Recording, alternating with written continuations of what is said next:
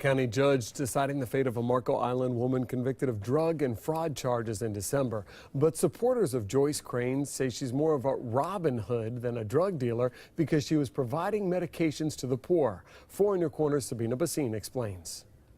She was called a misguided crusader by Judge Ramiro Mañalich today before he read her sentence. After calling this case unusual and atypical, he didn't even consider the 95-year sentence she was facing for all of her charges or the nearly 8 years the state was recommending. Even so, 65-year-old Joyce Crain will be spending time in prison, taking a seat to hear her fate for a second time. At her first hearing for felony drug and fraud last week, Joyce Crain spoke out in her own defense. So I really take exception to the state's characterization of me, and I really have to question the judgment of the jury.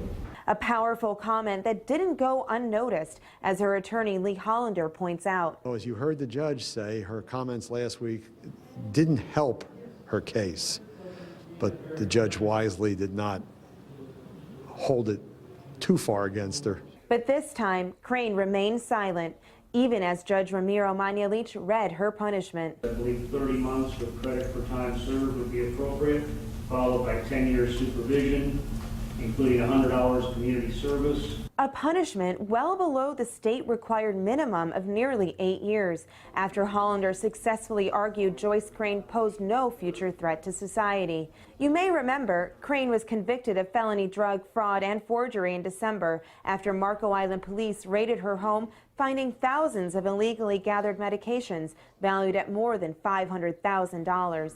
Police say she was collecting the non-narcotic medication through her nonprofit, Prescriptions for Hope, which offered discounted medications to low-income patients. Her attorney says none of the patients she gave medications to were harmed. After the 30-minute sentencing hearing, Crain's attorney says he's fine with the outcome.